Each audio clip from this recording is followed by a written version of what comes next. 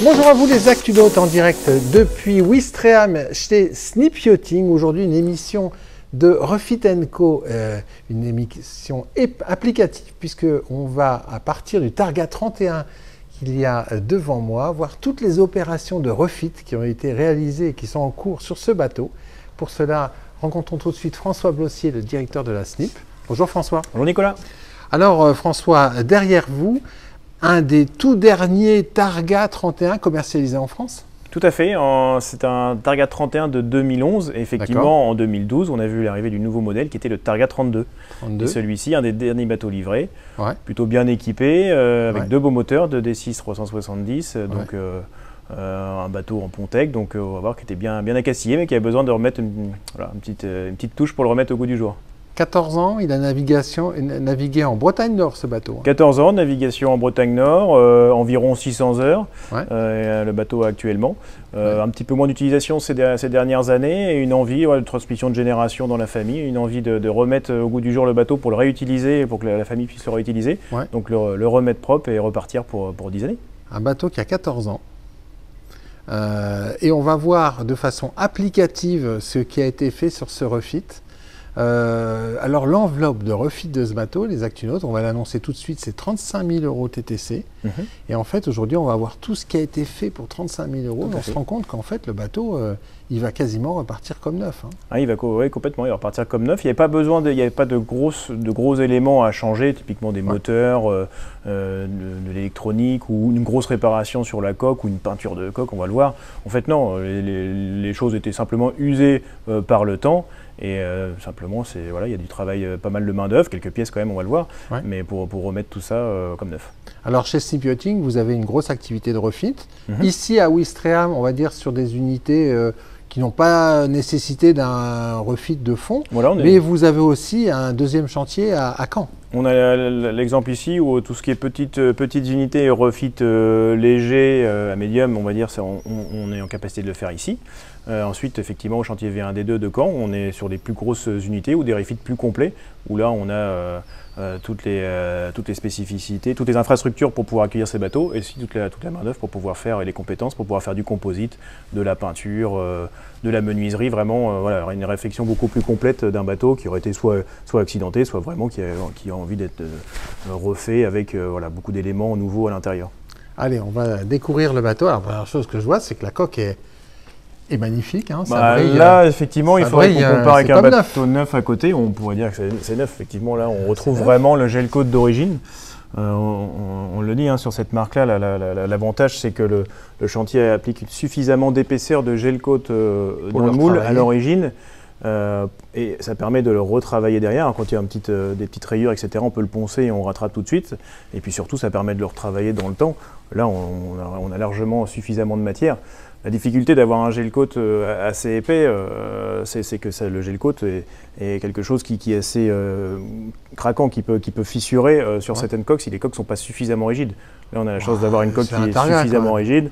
Donc, ils se permettent de mettre plus de gel coat et donc on peut le retravailler plus facilement. Alors on voit après traitement que c'est magnifique, on parlera du traitement, on va voir à quoi il ressemblait. Après ces 14 ans d'usage, on voit un petit peu qu'il a traces blanchies, ici des micro-rayures, tout ce qui est frottement des pare-battages, là on distingue ici, frottement ici de quelque chose, Et puis la coque qui est un peu ternie, le gel coat, ça a beau être le meilleur du monde, c'est les UV, le sel, tout ça fait son travail avec le temps et ça finit par passer comme ça. Avec les pare-battages. Idéalement, c'est sûr qu'idéalement pour éviter ça aurait été une fois par an d'appliquer une cire, un polish, une protection pour renourrir le gel coat chaque année. Et là, on n'aurait pas eu besoin de faire tout ce qu'on a fait là.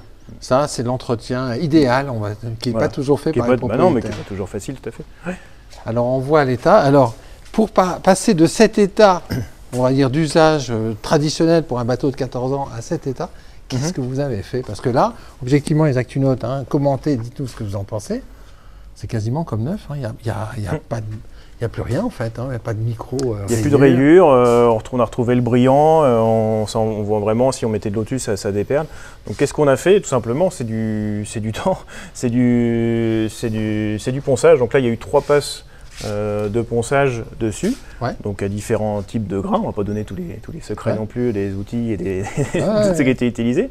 Mais bon, il y a tout ce qui est, voilà, il y a surtout de la main d'œuvre, la compétence de l'opérateur qui le fait effectivement, qui connaît bien ses matériaux. Il ne faut pas non plus aller trop loin, évidemment. Il ne faut pas retirer trop de matière, il faut en laisser pour un peu plus tard. Pour les prochaines. Donc, il faut juste retirer ce qu'il faut à certains endroits là où il y a des rayures. Donc c'est voilà, comme quelqu'un qui va traiter une carrosserie aussi sur une voiture, on va dans le détail, à certains endroits on insiste plus ou moins en fonction des rayures.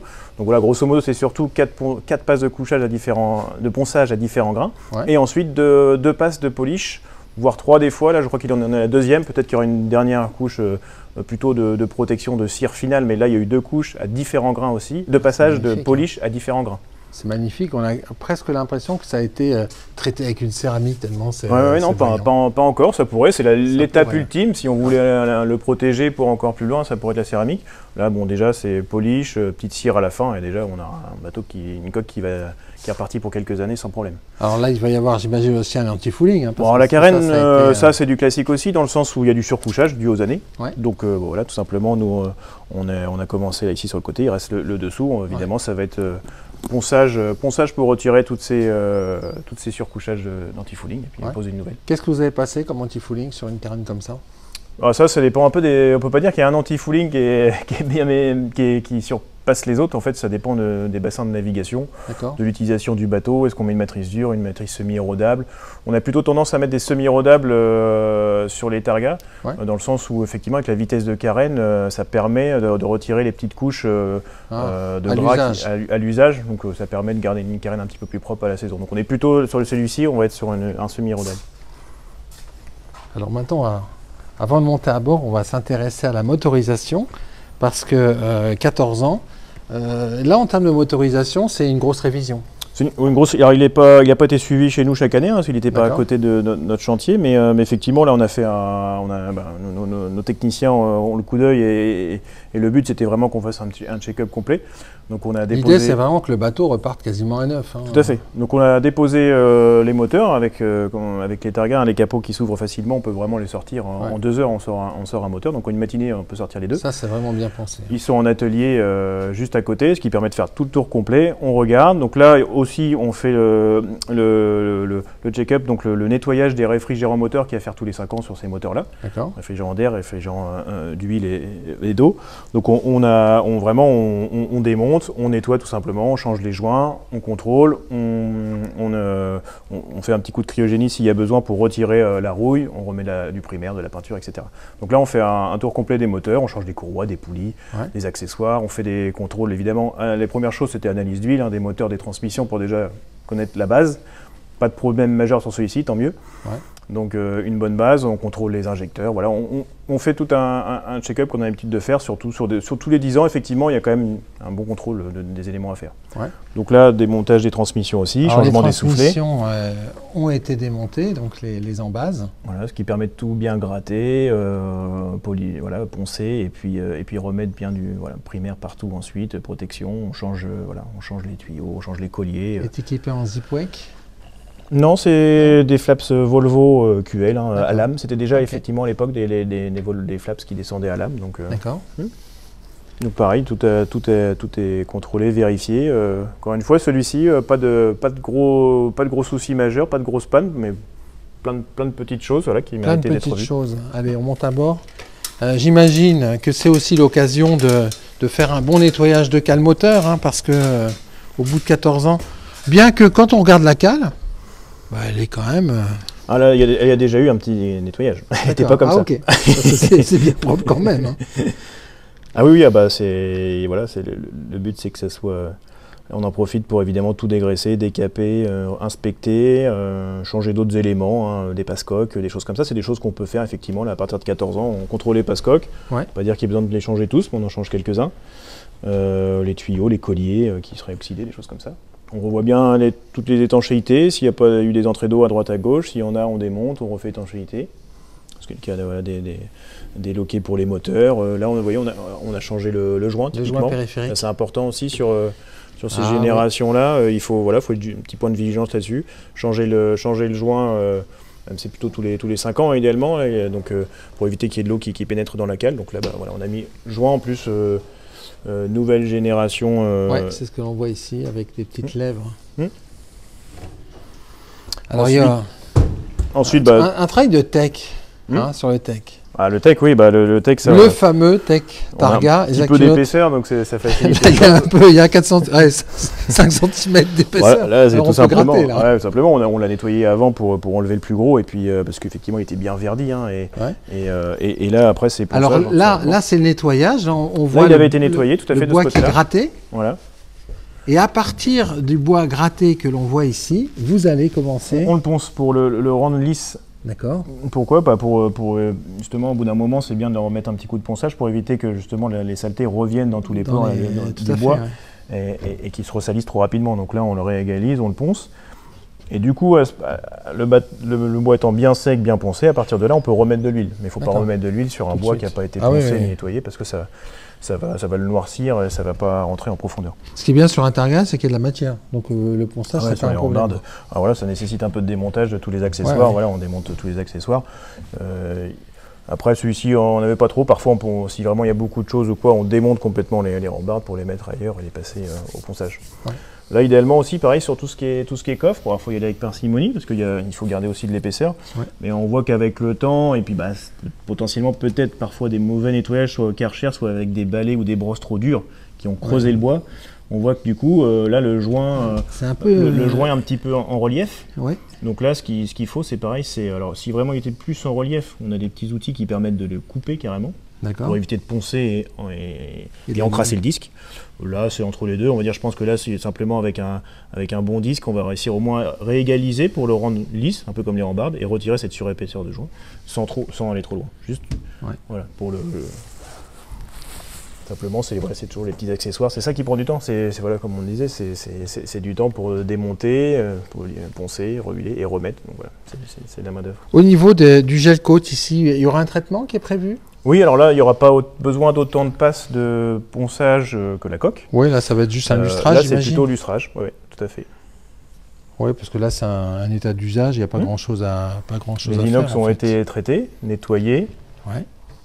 Sur certains points, on a des machines aussi pour les repassiver. Si on voit qu'ils ont un petit peu trop attaqué, etc., on a des machines pour les repassiver, ce qui permet aussi, pareil, de les remettre, de prolonger leur durée de vie dans le temps. Donc... Alors, on va gagner l'intérieur. À l'intérieur, quel était le cahier des charges ? Qu'est-ce que vous aviez décidé de réaliser ? Ah, je vois une batterie, là. Oui, alors ça, effectivement, les batteries là étaient testées, étaient en fin de vie. Donc, changement de... On en voit même une cosse qui s'est carrément soudée sur la batterie. Donc là, il y avait urgence. Et donc, effectivement, là, changement des batteries. Après, au niveau électricité, voilà, pas de gros soucis majeurs, on change des choses d'usure, on va le voir, mais des équipements à l'intérieur, des moteurs d'essuie-glace, des moteurs pour les WC, des choses comme ça qui commençaient à plus trop marcher et qu'il était temps de changer pour ne pas être ennuyé.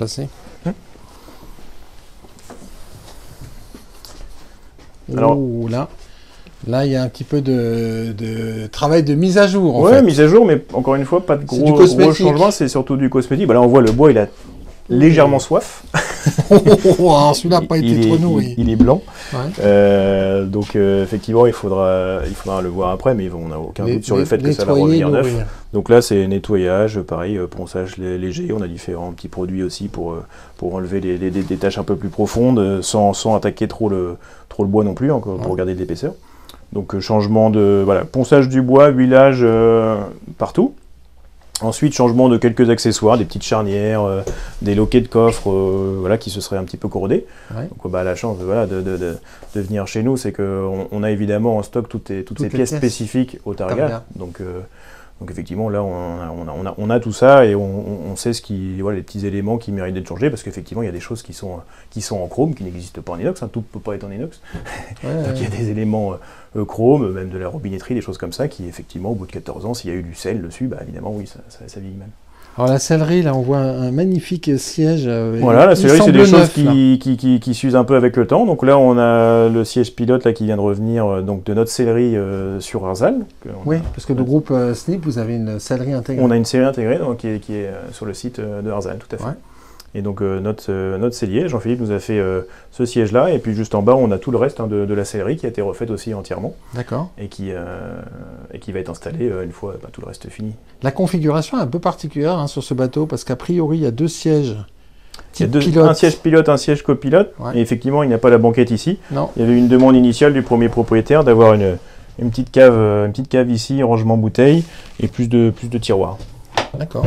Effectivement, j'avais vendu ce bateau en commandé donc en 2010 et puis livré en 2011. Et le cahier des charges, c'était un bateau pour un couple. Donc on va voir qu'il y a à l'arrière, on a une belle cabine avec un lit double, pas de salle de bain, simplement un évier. Et du coup, à l'avant, on a... c'est ça qui est dingue. Regardez ça, la salle de bain sur un bateau de 31 pieds. C'est du sur-mesure. La longueur du bateau. C'est 10 mètres, celui-ci. Ouais. Regarde la salle de bain, avec 2,10 mètres de hauteur sous barreau, là. Tout ce qui va bien, c'est incroyable, ça. Voilà, normalement, c'est 2 lits simples ou un lit double dans cette partie avant. Le souhait du propriétaire est d'avoir une salle d'eau. Et Botnia, le chantier, nous avait fait une belle salle d'eau. Et là, on est en train de refaire justement le moteur du WC. Voilà. Qui mérite une révision. Et en revanche, tout ce qui est électronique, il n'y a pas eu de souhait de changer. C'était du haut de gamme à l'époque. Ça marche toujours bien. Le propriétaire le connaît, donc pas forcément l'envie de partir sur une nouvelle génération. Le pilote automatique marche, il y a une VHF, voilà. Donc pas de gros changements là-dessus. Ouais, sauf l'autoradio, c'est ça? Tout à fait, ouais. Le bateau radio qui va changer. Ici, voilà, un bel autoradio, Bluetooth, etc. Un peu plus dans l'air du temps. Jeune génération Orbit, parce que comme je l'ai dit, c'était aussi la génération d'après qui souhaite aussi profiter de ce bateau avec la famille. Et alors, ce qui est étonnant, c'est la cabine arrière. Déjà, une porte de ce format, c'est pas fréquent. Porte accordéon, tout à fait, c'est pareil, une demande spécifique. Le propriétaire voulait pouvoir isoler complètement la cabine arrière, donc avec une porte qui n'existait pas à l'époque sur le 31. Donc, alors là, la disparition de la salle de bain qui au nord a dû se trouver ici sur la gauche pour avoir un très très grand lit. Alors, toujours la banette, un tribord, un très très grand lit. Et là, Isaac, une autre. Hop, de quoi se brosser les dents le matin au réveil. Donc un bateau vraiment sur mesure. Sur mesure, oui, tout à fait. Avec le petit module. Avec bien sûr la cuisine. Le kitchenette ici. Voilà. Typique Targa. Alors, enveloppe totale, 35 000 €, ça se décompose à peu près comment Tout à fait. Par rapport à tous les travaux qu'on a vus? C'est du cosmétique, c'est de la remise à jour, mais il y a quand même... il y a quand même du démontage. Effectivement, il y a beaucoup d'actions en fait. Le gros point reste quand même la mécanique. Évidemment, on a sorti des moteurs, nettoyage des réfrigérants. Là, on est sur une enveloppe... de 5 000 € à peu près pour ces réfrigérants. Ensuite, tout ce qui est révision mécanique, transmission, etc., c'est à peu près 4 000 €, sur 2 000 € sur les embases, 2 000 € sur les moteurs.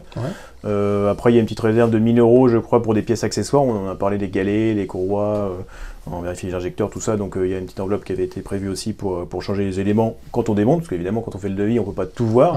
L'idée, c'est de démonter le moteur et de regarder et d'ajuster. Donc, c'est une petite enveloppe qui a été prévue aussi. Et ensuite, on a vraiment tout ce qui est carène, ponçage, anti-fouling. On est sur une enveloppe de 2 500 € à peu près. Et tout ce qui est... Alors là, il y a une grosse enveloppe sur la carène, effectivement. Ponçage complet, polish de la carène. Là, on est pareil, on n'est pas loin de 5 000 €. Et si on englobe la cabine, on rajoute 1 000 à 2 000 € sur la cabine. Ensuite, il y a tout ce qui est sellerie. On a 3 000 € à peu près de budget pour changer toute la sellerie ici dans le carré. Ponçage des bois, tout ce qui est accessoires. Donc là, on peut détailler ligne par ligne, mais il y avait vraiment une grosse enveloppe de petites accessoires, charnières, etc. Ponçage, réfection du bois, etc. autour de 3 000 €.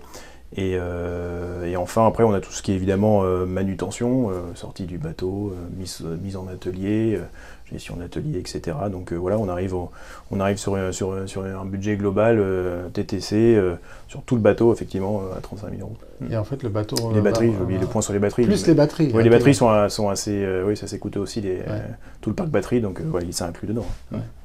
Et en fait, le bateau repart quasiment comme neuf. Tout à fait. Quand la base est bonne, en fait, un refit, pas à mi-vie, parce que c'est peut-être le quart de sa vie, ce bateau, mais un refit tous les 10-15 ans, ça permet d'avoir toujours un bateau neuf quelque part. Oui, complètement. De continuer à avoir un bateau qui, le look, de toute manière, est un peu intemporel, les Targa. Donc effectivement, c'est un look rétro aussi, et ça plaît. Et ce 31, justement, il y en a eu beaucoup. C'est vraiment, c'était un modèle très, très connu chez Targa. Il a vraiment un style, et là, le remettre avec son bois tout propre, etc., poncé, et sa carène bleue, là, le bleu original, le RAL 5004, le bleu nuit là, de chez Targa, il est encore apprécié aujourd'hui. On fait encore des bateaux neufs, il est mythique, et on le fait encore aujourd'hui, même si notre client aime bien aussi se faire plaisir sur des couleurs plus originales. En ce moment, c'est le gris aussi. Il y a pas mal de gris, ça change un petit peu. Il y a différentes variantes de gris aussi maintenant. Même du bleu clair. Donc il y a d'autres variantes de bleu, mais c'est vrai que ce bleu nuit est encore très demandé. Il est proche du noir, il est assez foncé, donc effectivement il a l'inconvénient de demander un petit peu plus d'entretien, comme on l'a dit, donc idéalement un poli chaque année. Si c'est pas le cas, effectivement, venez chez nous tous les 10 ans, et puis on le remet à neuf. Combien de temps ça prend un chantier comme ça? Il faut vous prévenir quand on souhaite réaliser ce type de refit. C'est combien de temps ça prend? Et combien de temps à l'avance il faut le planifier? Il faut le planifier le plus tôt possible, idéalement, mais simplement juste dire qu'effectivement en saison, les saisons de livraison, on est plutôt sur entre mars et fin mai, le rush on va dire de toutes les livraisons. Donc évidemment on évite de placer des chantiers comme ça. Ça reste un refit léger entre guillemets, donc c'est un bon mois de travail. Donc là on le fait sur juin, donc d'ici fin juin il sera prêt ce bateau. Et donc ça effectivement on en fait aussi l'hiver, des plus gros. Mais on a une capacité d'en faire quelques bateaux, donc idéalement c'est quelque chose qu'on planifie d'une année sur l'autre. Donc une petite année pour dire l'hiver prochain je souhaiterais faire un refit de mon bateau. Ce qui est le cas l'année dernière, on a un client qui a un Targa 35 aussi en Bretagne qui souhaitait faire un refit. Idéalement il aurait bien voulu là cette année, mais ça ne rentrait pas dans le planning compte tenu de ce qui était déjà pris. Par contre il revient à l'automne prochain et on le garde tout l'hiver pour lui faire son refit complet de Targa 35. Et on en a d'autres aussi bien sûr prévus. On a même quelques bateaux sur le parc qui sont en attente de ça. Ah oui, ils sont là.